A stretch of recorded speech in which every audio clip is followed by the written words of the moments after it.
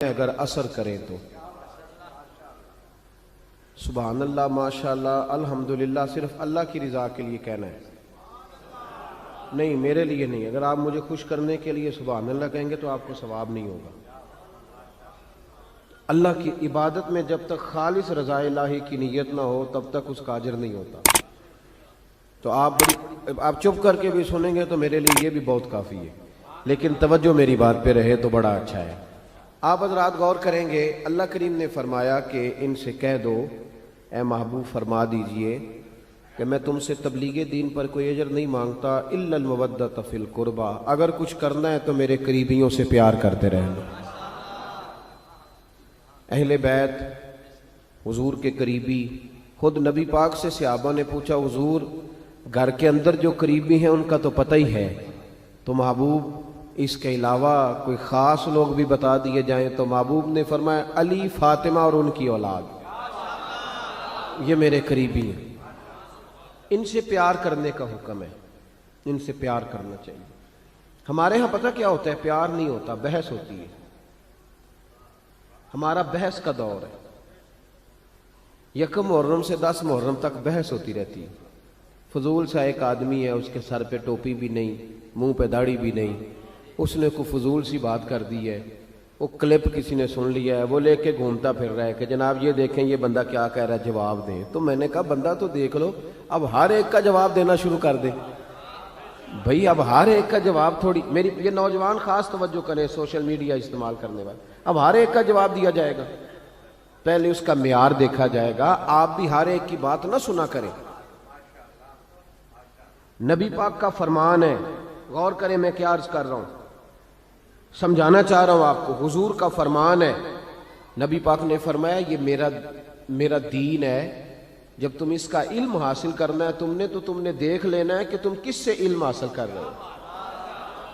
صرف کتاب کا اثر نہیں ہوتا، استاد کا بھی اثر ہوتا ہے، استاد کا بھی اثر ہوتا ہے۔ تو محبوب نے خود فرمایا کہ دیکھو تو صحیح بندہ کون ہے جو بات کر رہا ہے۔ پہلے یہ یاد رکھیں کہ بحث سے بچیں، الجھے نہیں۔ پہلے زمانے میں لوگ عمل کرتے تھے، کوئی بات ملتی تھی تو عمل کرتے، اب لوگ بحث کرتے ہیں، بحث کرتے ہیں۔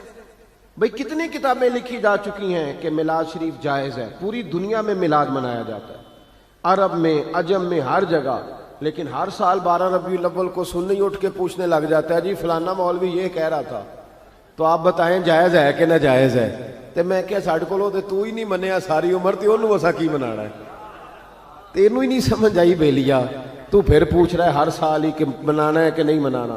تو عمل کریں، عمل کریں، بحث نہ کریں۔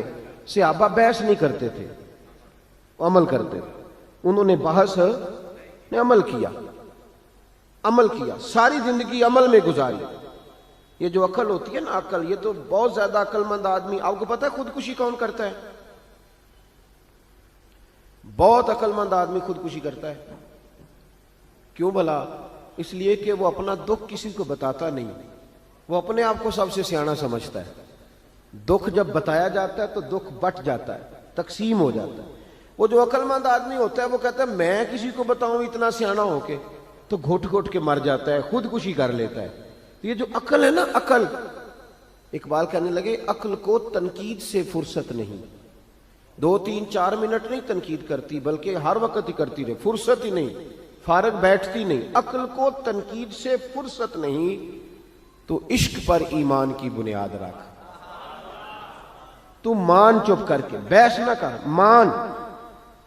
یہاں لوگ عقل مند بنے ہوئے ہیں، وہ بحثیں کرتے پھرتے ہیں، کرنا چاہیے کہ نہیں، ہونا چاہیے کہ نہیں، دیکھنا چاہیے کہ نہیں، پڑھنا چاہیے کہ نہیں۔ تو بحث کر رہا ہے بھائی، تو ڈیوٹی کر۔ غلام جو ہوتے ہیں نا، غلام، وہ بحث نہیں کرتے۔ ہم سارے نبی پاک کے غلام ہیں نا جی؟ ادھر دیکھیں میری طرف، امام حسین کے غلام ہیں، صحابہ کے غلام ہیں، تو نوکری کرنی ہے کہ بحث کرنی ہے؟ لیکن ہم بحث کر رہے ہیں، پابندی سے بحث ہوتی ہے۔ امام احمد بن حنبل رحمت اللہ تعالیٰ ایک غلام خرید کے لائے بازار سے، تو آپ نے اس سے پوچھا تمہارا نام کیا ہے؟ تو وہ کہنے لگا حضور غلاموں کے نام نہیں ہوتے، آپ کسی کو بھی آواز دیں گے تو میں سمجھوں گا مجھے ہی بلا رہے ہیں۔ آپ دے کے دیکھنا میں حاضر ہو جاؤں گا۔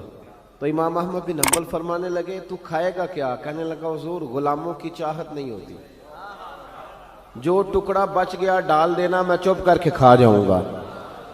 آپ نے فرمایا یہ میرے کمرے ہیں، حجرے ہیں، کوئی حجرہ پسند کر لے، کہاں رہے گا؟ کہنے لگا حضور غلاموں کے نخرے نہیں ہوتے، غلام نوکر کی تے نخرہ کی، غلاموں کے نخرے، غلام عمل کرتے، غلام عمل کرتے۔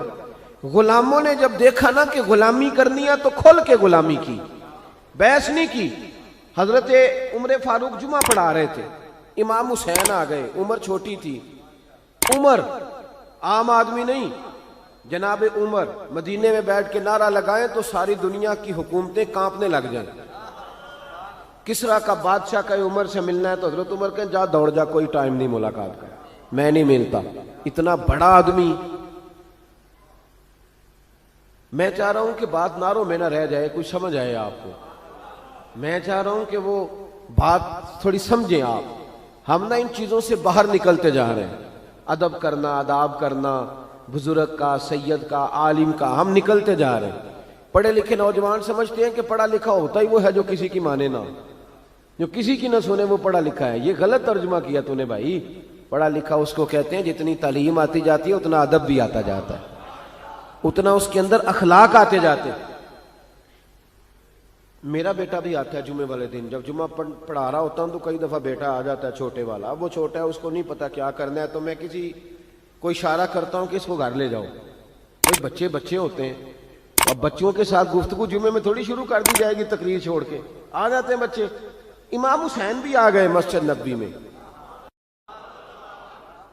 ایک دفعہ پہلے آئے تھے دونوں بھائی امام حسن اور حسین، تو جب دونوں مسجد میں وہاں داخل ہوئے نا، سامنے حضور خطبہ دے رہے تھے، تو امام حسن رضی اللہ تعالیٰ عنہ کا پیر ان کے اپنے کرتے میں الجھا، وہ گر گئے۔ حضور کسی صحابی کو بھی کہہ سکتے تھے ذرا اٹھاؤ بچے کو، لیکن نبی پاک نے جمعہ چھوڑ دیا، نیچے اترے، امام حسن کو اٹھا کے لائے، ممبر پہ بٹھایا، اور لفظ بڑے حسین ہیں حدیث میں۔ محبوب فرمانے لگے یار یہ اولاد آدمی کو بزدل نہیں کر دیتی، یہ کمزور نہیں بنا دیتی، بچہ گرا ہے تو دیکھا ہی نہیں گیا۔ حضرت عمر جمعہ پڑھا رہے تھے، امام حسین آ گئے، یعنی یہ وہ درویش آدمی نہیں، ملنگ نہیں جو ہر وقت ایسے کر کے، یہ وہ والا بندہ نہیں۔ حضرت عمر فاروق بڑے جرری آدمی ہیں۔ حضرت عمر فاروق تو جا کے حجر اسود کو کہنے لگے تھے میاں میں کوئی لکیر کا فقیر نہیں کہ تیرے بوسے لیتا پھروں، میں نے کبھی تجھے پلٹ کے دیکھنا بھی نہیں تھا، میں تو تیرے اس لیے بوسے لیتا ہوں کہ تجھے میرے نبی کے لب لگ گئے ہیں، میں کو بلا وجہ لکیر کا فقیر نہیں۔ بڑا جرری دلیر آدمی حضرت عمر۔ امام حسین آئے سیدھے حضرت عمر کے پاس، جب سیدھے ممبر کی طرف جا رہے تھے تو حضرت علی نے پکڑا امام حسین کو پیچھے سے، کدھر جا رہے ہو؟ تو حضرت عمر کہنے لگے علی چھوڑ دے، میرا اور حسین کا معاملہ ہے، آنے دو۔ امام حسین آئے تو کہنے لگے حضرت عمر کے سامنے کھڑ، میں نے کہا بچوں جمعے میں بچوں سے تو نہیں نا بندہ باتیں شروع کر دیتا۔ تو حضرت امام حسین کہنے لگے حضرت عمر سے نیچے اترو، یہ میرے نانا کا ممبر ہے، نیچے اترو یہ میرے۔ حضرت علی نے پھر پکڑا، یہ کیا کہہ رہے ہو؟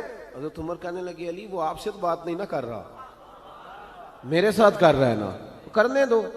یہ صرف آپ سبحان اللہ اور ماشاءاللہ الحمدللہ پکار کر چپ نہ کر جایا کریں، مسئلے کی نزاکت کو سمجھیں۔ بالکل امت سے یہ چیز ختم ہوتی جا رہی ہے۔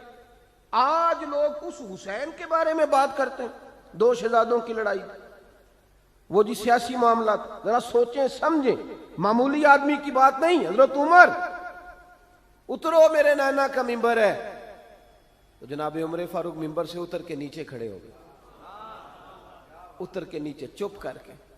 تو امام حسین فرمانے لگے جا کے اپنے نانا کے ممبر پہ بیٹھ۔